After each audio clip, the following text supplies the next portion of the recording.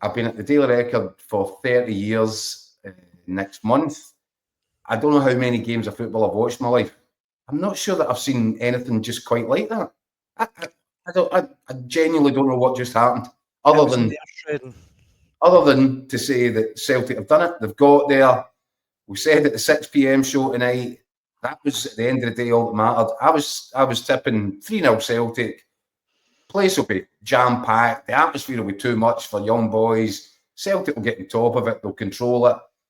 They'll get a couple of goals up and they'll score a third. They could have scored 3 in the first 20 minutes. Aye. They had the ball in the net times in the first half hour. They've missed a penalty. And the second half was just, I don't know. I get it. Nerves probably kicked in for the players. Nerves were probably kicking in the stands. They must have been tired as well. And by the way, the pitch looks really energy sapping. It does. It looks a bit ropey. But do you know what? They found a way. And that's what we keep saying about the Celtic side. They found a way. I'm not sure how they found a way. One of the most bizarre winning goals you'll ever see in your life. But do you know something? Let's just enjoy the moment in terms of a Scottish club reaching the playoff stages of the Champions League. We thought that was going to be Celtic's target. We knew it was Celtic's target at the start of the campaign. It was going to be interesting to see how they negotiated the road to get there. The final twist, incredible. Just an incredible watch, an incredible night, incredible game of football. And isn't it nice to see a Scottish side come out on the right end of it? Yeah, absolutely. Some comments coming in already, Keith. This one we need to start with. William Sloan. First things first. Congrats to champion tipster Daniel Caws. The advice I had on score 1-0. Name your favourite charity and I'll make it. William, I bet you were cursing him all the way through that first half. Sam McGowan. Wrong. Not good for the Hearts, Michael, man of the match. I think it's worth saying, Keith, Celtic obviously have won. They're through. That save, double save in the second half from Schmeichel was nothing short of world class. Astonishing. The first save I thought was, and I'll defer to Joe Hart on this. I think he knows it a bit better than me. I thought the first save was just utterly sensational. Yeah. And then when you see the slow motion, it takes a deflection. I think it came off Trusty. The second shot on the way back through. I'm not sure that he can, I'm not sure that he even reacts to that. I think his legs just what it is.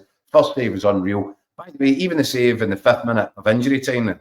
And I know there wasn't a lot of power on the shot, but he still had to get across. He still had to make the save. It was still a big pressure situation.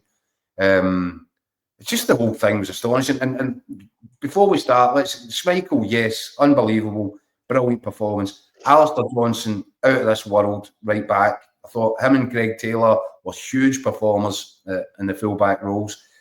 Callum McGregor, I run out of superlatives. What more can you say, I know? All over the midfield. And see, when it was getting hairy and it was getting tense, McGregor's just that calming influence. A terrific performance from him.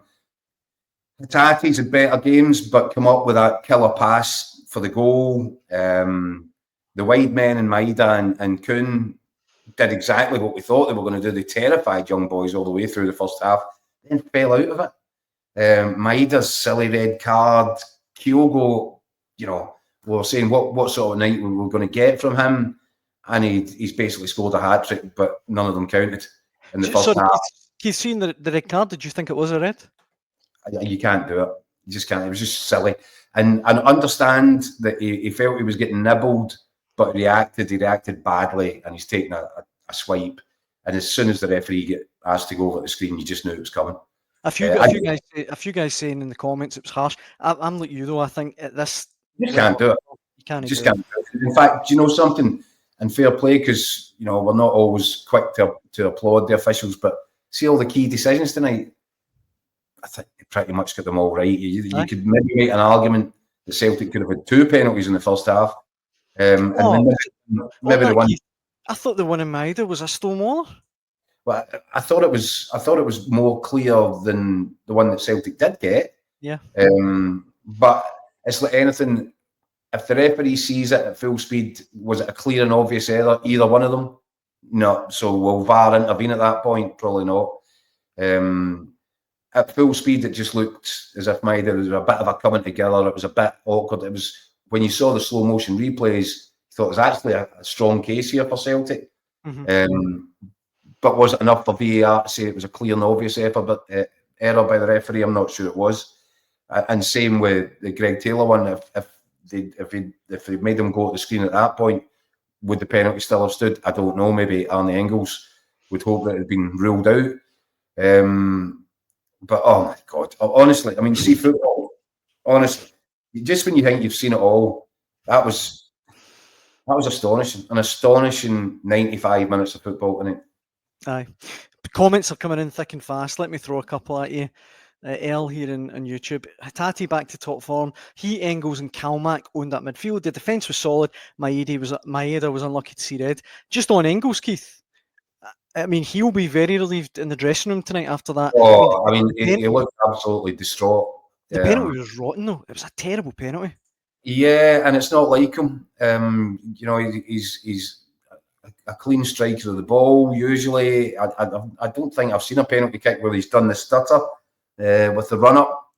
But there was actually, you could see the camera pan straight into his face as he was standing over it. And you just got that feeling he looks a bit nervous. It was clearly such a big moment for him. Such a big moment for Celtic, such a big moment for Scottish football. Weight of the world on his shoulders, it felt. I wasn't confident when he stood up. But you know what? He had a terrific game up until that point. Yeah. After that, he struggled a bit. I think it was weighing on him. And you can understand that as well. Yeah. But, my God. I mean, then there's bits. I mean, I think 5 minutes into the second half, they went through this period, about 10, 15 minutes, where every single 50-50 or second ball or break of the ball seemed to go in young boys' favour. And you're thinking, after that first half performance for Celtic, absolutely battered them to death for 45 minutes and came off the park at 0-0. And the second half, you just felt, this is getting away. And then, of course, we wouldn't be fans of Scottish football if you weren't sitting there watching the substitution get made with Cedric Eaton comes on, and you can't help but think, oh, that's not how this ends, is it? I know. But absolutely. I mean, that honestly, and I know at the risk of repeating myself, football. I mean, it's why we can't get enough of it. It's why we keep watching it. It's why after 52 years, I'll never get sick of it.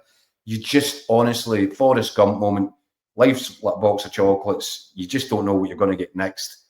For it to end like that, with the clear-cut chances Celtic had created, with everything that had gone on in the game, for it to end with Adam Idah, who you think he should score when he's got turned. Then you think the opportunity's gone, he's missed it. Ricochet off the defender and into the back of the... Madness. Listen, do you know what? I'd usually be there at this minute in time trying to write a match report, and I wish the boys all the best because I don't know where you start with that.